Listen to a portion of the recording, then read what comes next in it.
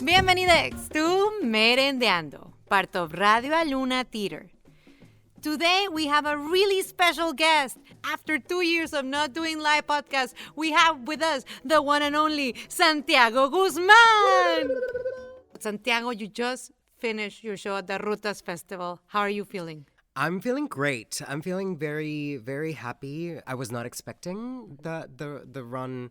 Well, I mean, I was actually not expecting a tour of the show at all to begin with. I did the show back in 2021. That was when the first fully realized production of the show happened back in St. John's in Newfoundland Labrador. And then when the show ended, we were supposed to do a school tour for the show. We were supposed to do that in the winter of 2022, but with Omicron, we couldn't do the tour. And then what we ended up doing was that we did a film version of the show. And then I was approached first by the Prismatic Arts Festival in Halifax by Raisa Lalani, the artistic director, and asked me if I would bring the show to Halifax. I was like, oh my gosh. And then shortly after, I think Bea emailed me and said, hey, can we present Altar at Rutas? I was like, what? You're like full circle. I was like, well, I mean, there's some tea, you listeners. I wrote this play, and Altar was the very first play that I have ever written. And I wrote this play in 2019 because I saw a submission call for the 2019 Caminos festival. I remember I was in the UK. I was finishing my BFA in theater and acting. And I was out there, and then I said, this is why I have to write this play, because I want to be in the Caminos festival. Spoiler alert, I did not get into the festival, which I feel like my mom always says, las cosas pasan por y para algo. So, and that means things happen for and because there's a reason. And at the time I was like, I was sad, but I was like, okay, it's fine. Now, shortly after, we did a workshop production of the show in 2019 with my theater company, Todos Productions in Newfoundland. And then after that workshop production, the Resource Center for the Arts Theater Company picked it up for a main stage production. So anyway, I know I'm going all over the place, but all of this to say was that, I was rejected to be a part of Caminos. Then I did a workshop production, and then I got a professional production of the show.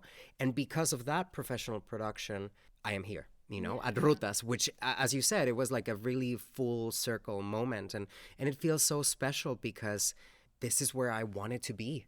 And it feels so special to me, by the fact that Bea Pisano, who I read from on my books, who I have admired for years, even having her say my name feels surreal. When she did the introduction on opening night here in Toronto and she started talking about me, I was crying. I was like, oh my God, because those are the things that you dream of. Yes. And then, when she talked about my leadership in the arts and the work that I am doing and how excited she was to see the piece happen here in Toronto was super special. Also, I think it's great that you come now because I consider you a really good friend. And I know there's a lot of people who we wanted to go support you, not only as a fellow artist, but as a person of our community here. You came at the time you needed to be here. Since you developed this piece, it was a 20-minute piece, and now it's a full show. How has been that process of developing until now? That is such a great question, and I think that in the beginning, the play, as I said, this was the first play that I wrote. I didn't know what I was doing. I mean, to this day, I still find myself looking at my computer thinking, what the hell am I doing? Back then, I really had no clue as to how do you even write a play. I had been performing in a lot of plays prior to becoming a playwright, but I never actually sat down as a writer and to think about, okay, this is the story, these are the characters, these are their intentions and objectives, and blah, blah, blah, blah, blah, and I'm using these devices, and these are the images, My work, it was more so about telling the story that I was already written. So in the beginning, I was just trying to write the story. I was interested in ghosting, because, a lot of men had ghosted me at that point. You're not the paranormal activity thing. Oh, Just yeah, like, no. Yeah, no. So in dating apps, when you start talking to people on dating apps, they stop talking to you, and we refer to that as ghosting. It's like a little ghost that just disappears. And that happened to me several times. And I actually, early on, I remember posting on Facebook, like, hey, like, do you have like ghosting stories? I'm writing a play about that. And people were commenting about, like their ghosting stories or whatever. Like most of them were from Tinder. But then some people were commenting about how people had ghosted them, like close people, like friends and family members. And then I started thinking, I was like, oh, yeah, that's true. So ghosting is not entirely for, people that are trying to date. It can also apply to, other relationships that we have in our lives. And then I started to set the play in that context of, like me being an immigrant and moving away from Mexico to live here in Canada, and how I have been some sort of a ghost to other people. Yeah. So, like that was the preliminary work for the play. And in the beginning, I was just, trying to tell this story. Of course, when we did the workshop production at the St. John Short Play Festival, which is sort of like the equivalent to the Fringe Festival in Newfoundland Labrador, I felt really proud. I was like, oh, this is like the best play that has ever touched the stages of Canada. A year later, when the Research Center for the Arts Theatre Company came on board as producers of the professional production of the show, they supported the development because we were wanting to take it on tour to high schools. So we wanted it to be, obviously it was 20 minutes then. So we were like looking for something that was at least like 40 minutes. So then I had a week of development with the director, who was also the dramaturge, Megan Greeley, who's one of my closest friends. It was basically her and I in a rehearsal room, and just like talking out about, what were the things that were working, what things were not really working. I think that the first version of the script had a lot of holes, many loose ends. And I think in that week of development, I was able to tie them together. In the play, I talk about, paranormal activities in my family. In the first version, there was another character in the play that had been involved with those paranormal activities. But then when I remember this question that kept coming to me about, like, where is Eugenio? Eugenio is the main character in Altar. Where is Eugenio's mom? And I was like, I don't know. I don't know where she is. And that's how, I got her to appear in another meaningful way that was more intentional. So then the writing became intentional. And actually, like, my favorite part of the play for me to perform is this monologue where Eugenio is talking about how he fell in love with his boyfriend.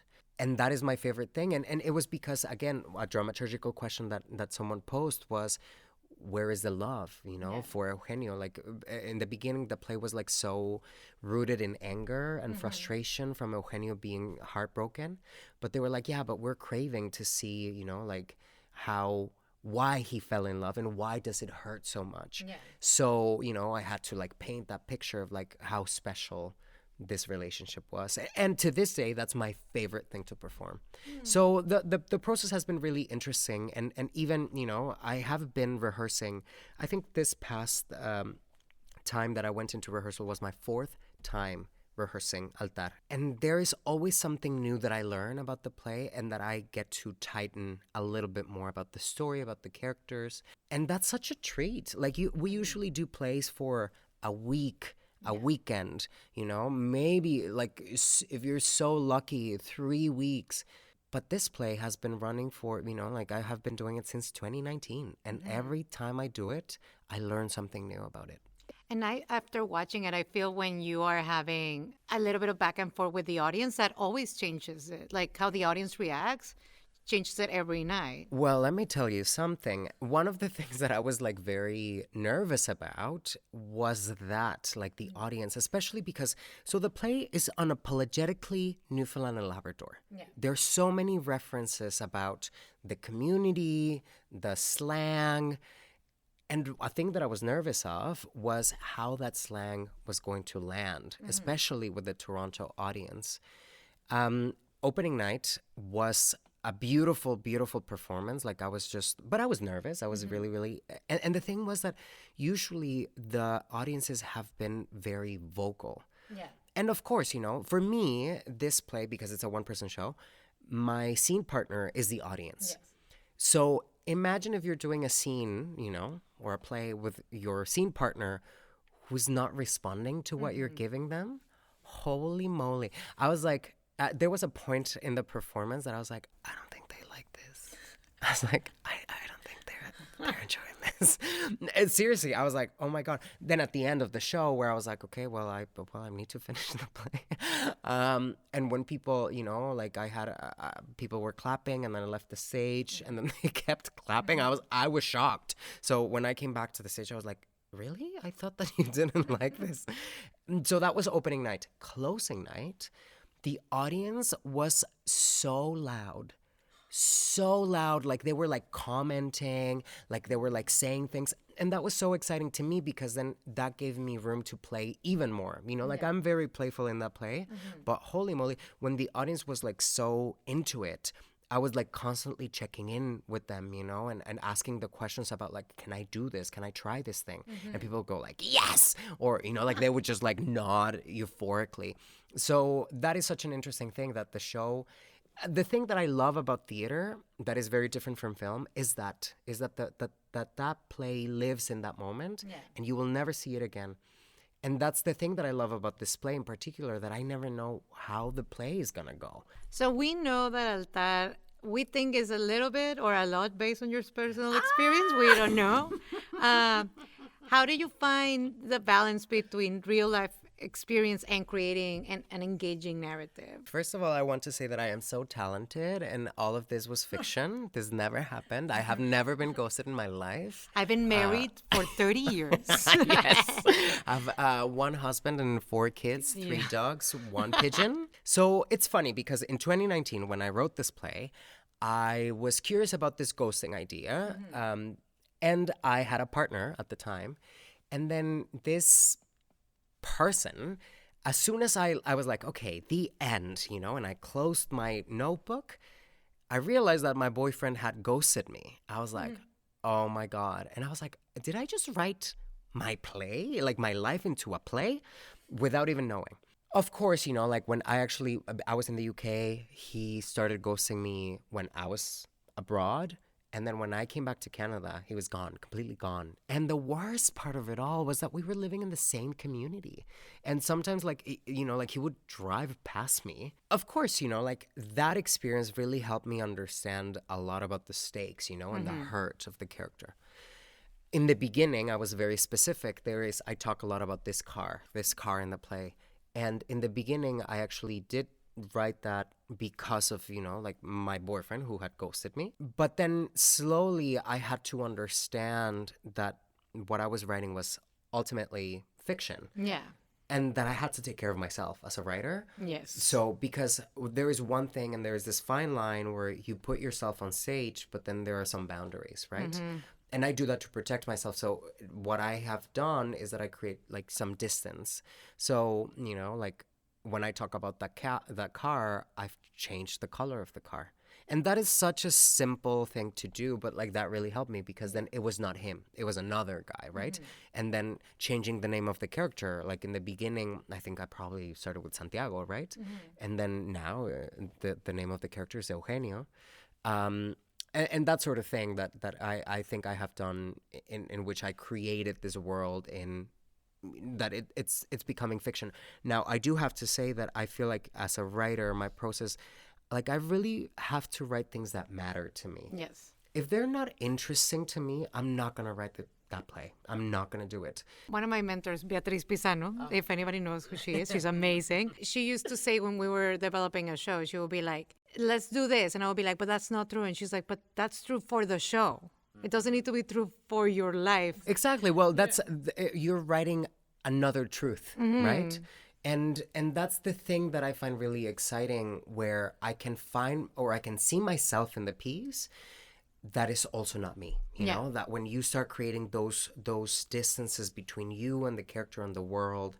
And I love, like, my favorite part is when people actually think that happened to me, or that, you know, when they talk to me about my dad and my relationship with my dad, and they're like, oh, how are things with your dad? I'm like, oh, best kind, right? The things that you know, sure. But at the same time, you will get to a place where you need to protect yourself and your heart, and that is a way that to do it, or that I have managed to do it. Does it feel different for you when you're telling this story to people / audiences who share similar experience and identities than Eugenio?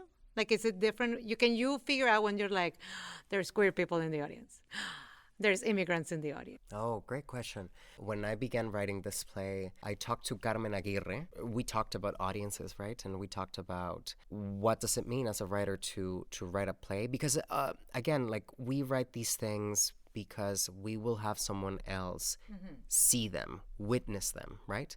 So that's why it is important to take care of them and to think about them as you're writing this play. One thing that I do know, especially because it's mostly, or it has so far, it has only been me performing this play, that I can, you know, like, there are some moments in the play where I'm like, oh, there's Latinx people here.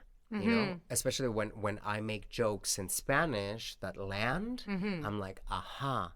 Or, you know, I can also see, I make a joke about, you know, like, Christmas in July and that being like a white tradition. And again, you know, like, when I hear like a roar from the audience, I'm like, okay, well, there are some people that find that funny, right? Sure, the play is very specific. It's about a queer, young Mexican immigrant living in Newfoundland and Labrador. Like, how you know, what else do you have? Like, it's so specific. But I think that the play covers so many things that are like general values, you know, like we talk about family, we talk about heartbreak. Heartbreak is so universal. Exactly. Well, heartbreak, friendship, this desire of, you know, to be loved and to love. And I think that regardless of your background, people can relate to those things, you know? Sure, you can relate to some more than others, but I feel like people, regardless of, you know, where you come from, you gravitate towards those, you know, grief, heartbreak, love, joy, sense of family, friendship, you know, all of those things. Again, it's interesting. And this last tour that, you know, is coming from an East Coast audience in Halifax, that I think that it was like very similar culturally speaking, and I said that in quotation marks, between Newfoundland, Labrador and Nova Scotia, that there was like a very easy transition for me to go from like Newfoundland to Nova Scotia. But for Nova Scotia to Ontario, I was like, oh, wow, like that was different. That was very different. But I think that audiences responded equally, very differently, you know, in the way that they expressed that. But I feel like the audiences enjoyed the journey, the ride. So you just mentioned that you applied for Caminos, didn't get in, but you just presented at the Rutas Festival, which is like prime time, you know?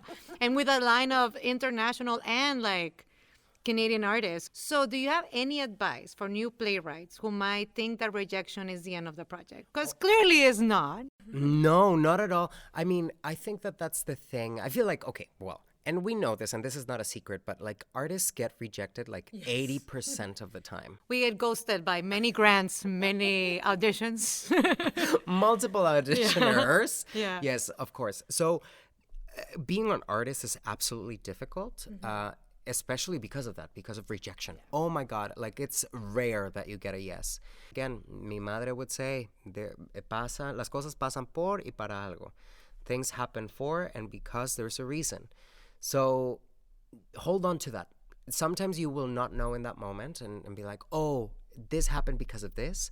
But you know, like this closed door opened another, and suddenly that door that opened the same door that I was trying to knock on the first time, right? What I would say to people is to keep trying, you know, and if one door closed, go find the next one.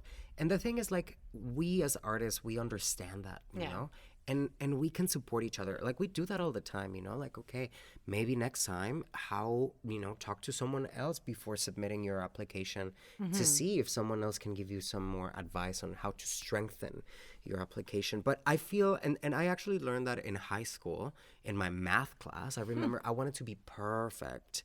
I wanted to always get 100s, A's.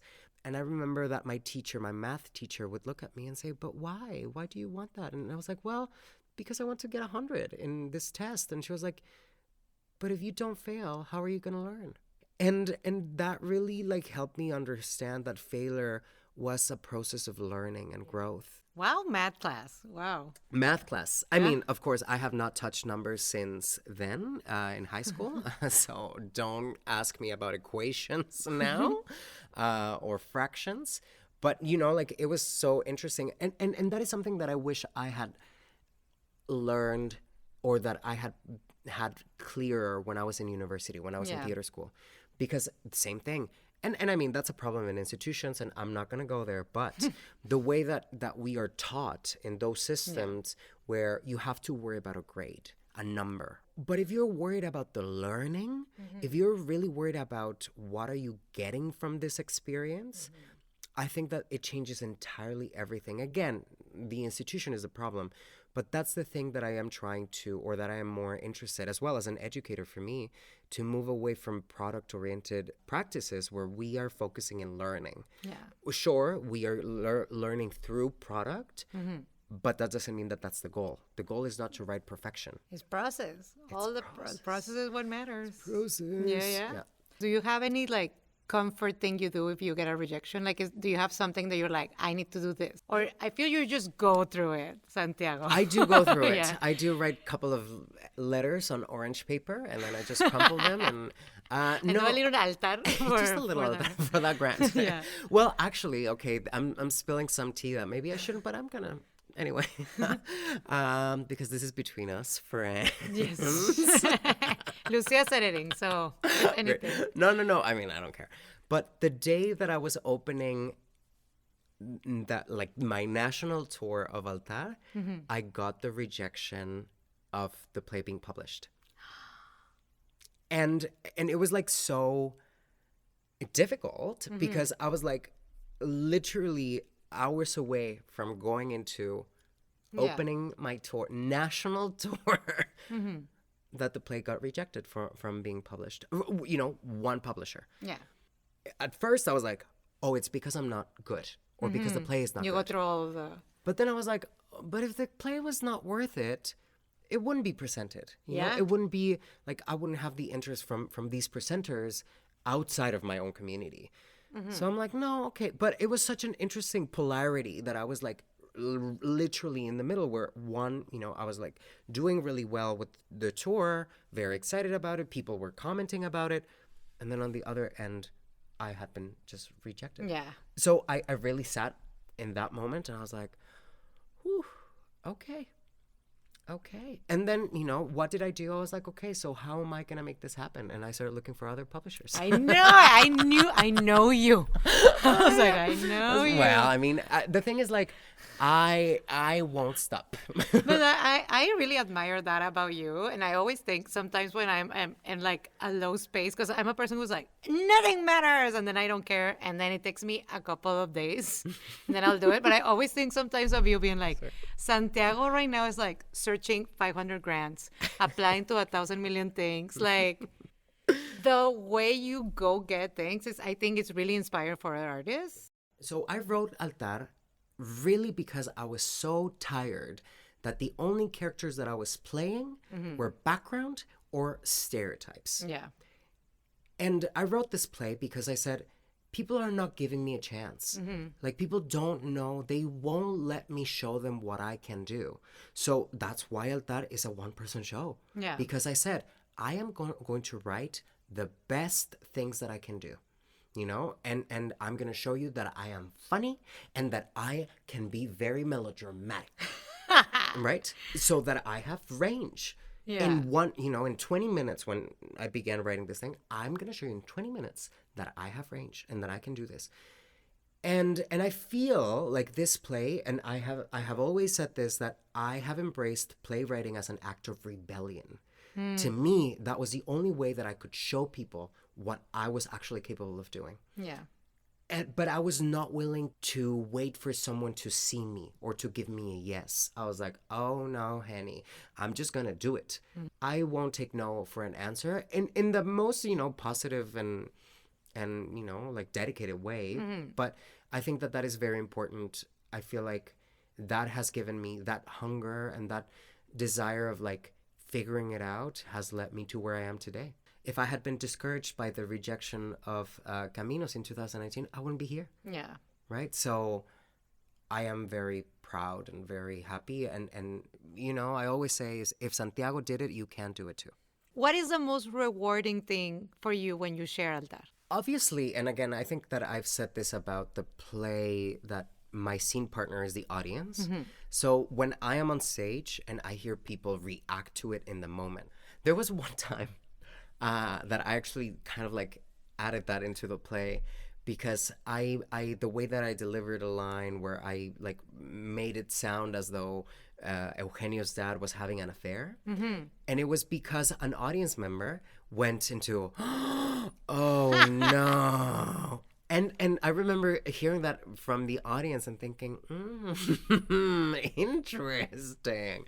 And so those are the moments where I find the most joy, because I feel like, number one, I feel like people are actually listening to the story, right? When people laugh, when people, like, sometimes I hear a couple of like, during the Friends, Diana scene. And that's when I'm like, oh, yes, things are landing. But there is something really special, and which I really appreciate, of people after the show, like, wait for me at the lobby, or, like, send me messages to say, I loved your play and this is why. And one of the most beautiful things that have happened to me, which is fascinating, is that this person's uncle was dating my mom in Mexico years ago. So we were kind of related, right? But we actually never spent a lot of time together. But he was one of the first queer people in my life in Mexico, before I was like, the homosexual that I am today. He was really the only person like close to me that I was like, oh, okay, that's what a gay person is in Mexico. And we were both teenagers, like we were not like buddies or anything. But I would see him, he was older than me, but I would see him and just like look up to him. And he didn't really know it, but he knew the Santiago from Mexico, the Santiago that was like doing plays all the time, like finding rides to go to rehearsal, missing family events because, he was performing or he was in events. So he actually happened to be in Halifax. He now lives in Halifax. And then we were chatting. He messaged me and he said, hey, are you in Halifax? And I was like, yeah, I'm performing tonight. I was like, you should come see the show. And he was like, okay, sure, I'll come. So he came to see the show, and I remember being on stage, kneeling on that stage, beautiful stage, and looking at him and thinking, I wonder what Pedro is thinking. Can he tell that I am the same, yet a different person today? And I was just wondering about what was his experience of like seeing this, teenager who was like so hungry for doing theater. And because, of course, in Mexico, theater is really not like a job. It's more so like a hobby. And people didn't believe in me. In Mexico, they're like, oh, how are you going to live? How are you going to pay your rent? Blah, blah, blah, blah. But now for someone like him to see me actually, on tour, performing a play that I had written, I was wondering. And then at the end we had a drink, and he said to me like, yeah, for sure, that part of I'm very proud of you. He said that to me. I'm very proud of you to see what you have become. But the thing was that he also told me, he was like, what you just gave, that's also me. That's also my story. And that was just like a moment when my work is validated, right? When people say, That's me. And I have been so lucky that the play is resonating with people in so many ways. In many instances where people say, this is the first time that I saw a Mexican character, a Yeah. Mexican gay character on stage, in Canada. And that is very exciting and gratifying. So I feel like that's when I'm like, good job. Excellent. And speaking of immigration, as immigrants, we build our own chosen family. And in your theater experience, how have you built your theater chosen family? I believe in those moments of like collaboration. Well, theater is about community for me anyway.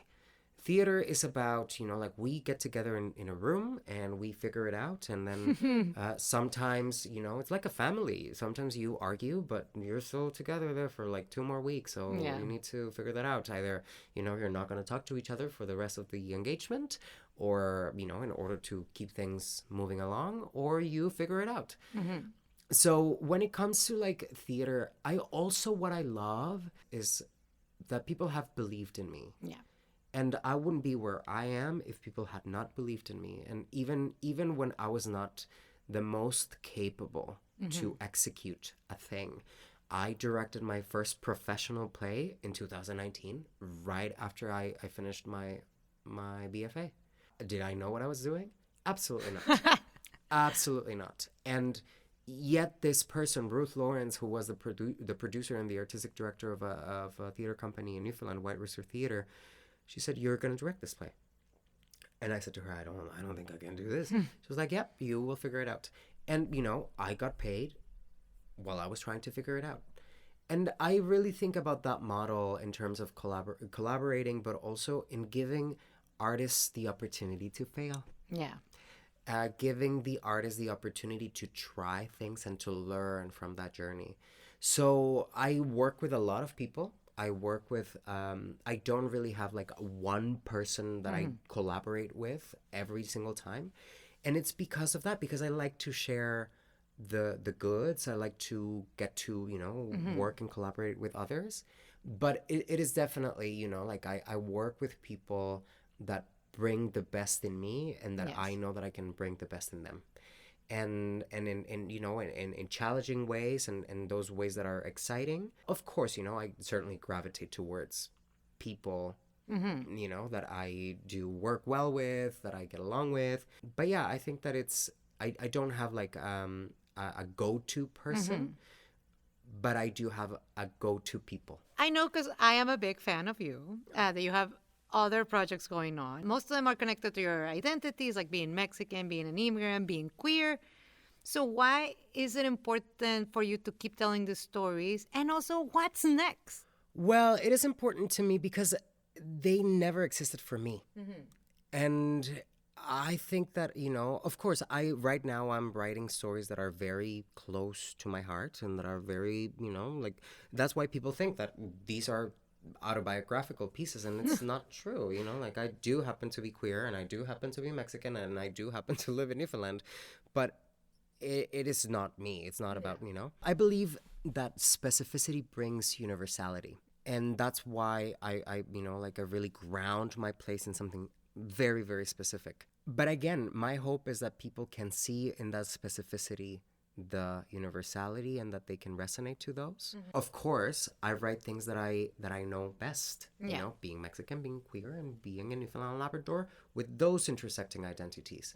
It doesn't mean that those are the only things that I write, Sure, I could write a play where, and I say that in quotation marks, where race is not important, where location is not important, where this, but then you're missing the flavor of, like you're missing really the specificity, the thing that will get people to be, connected with.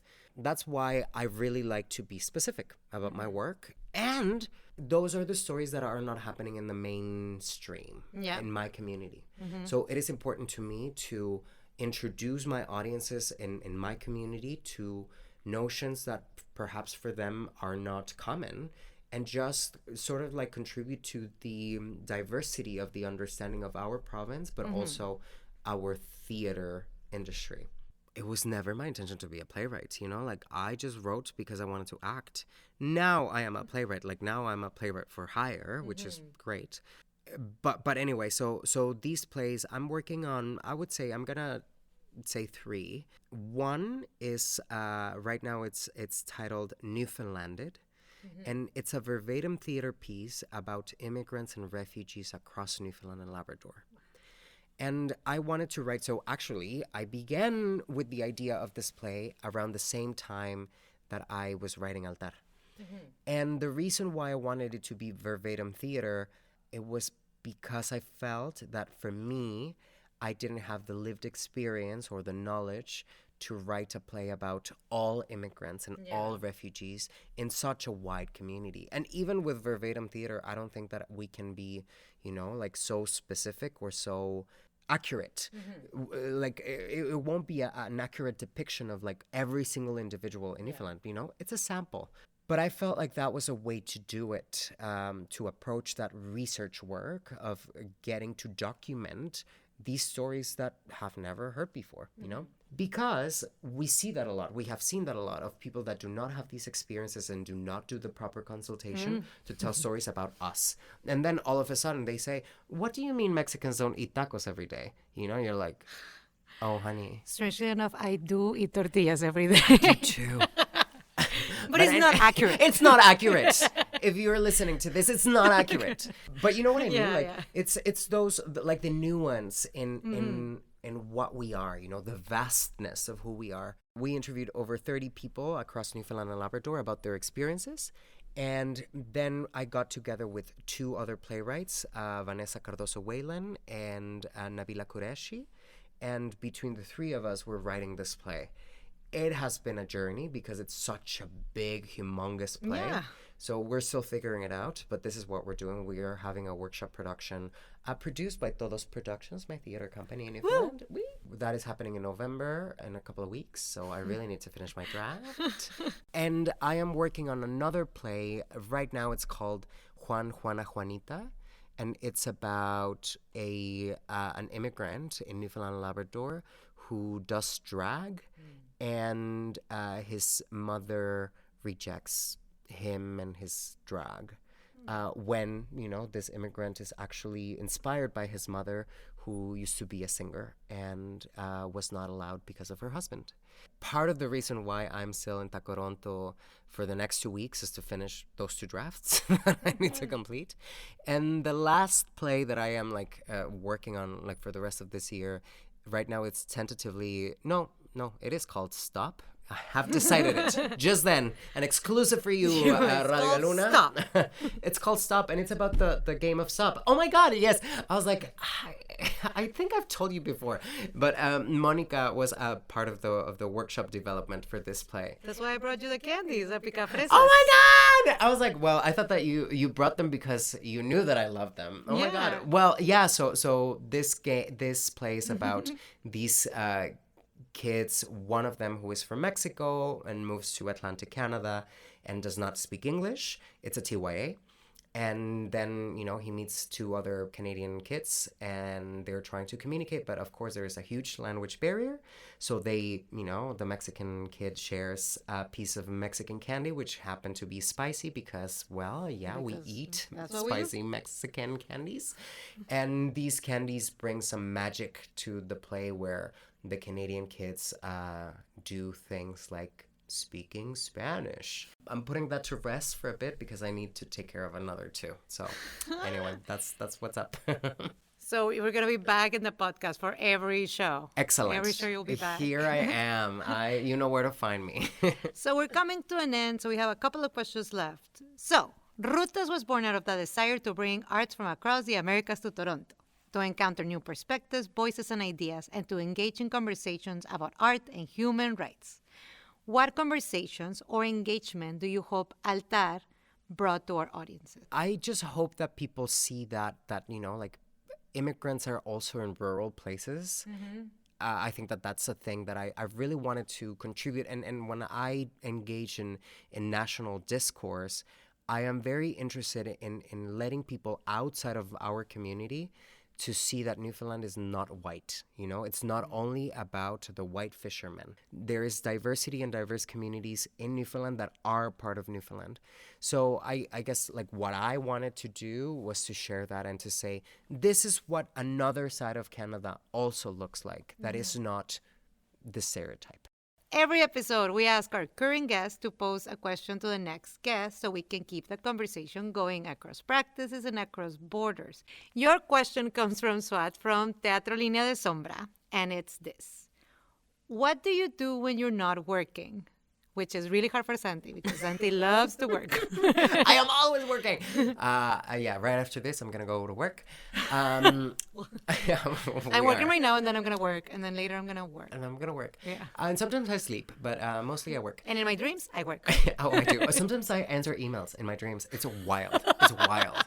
It is wild. And then I assume that I have responded, and then I don't. And I'm like, oh, holy shit. Anyway, so what do I do when I do like to work out?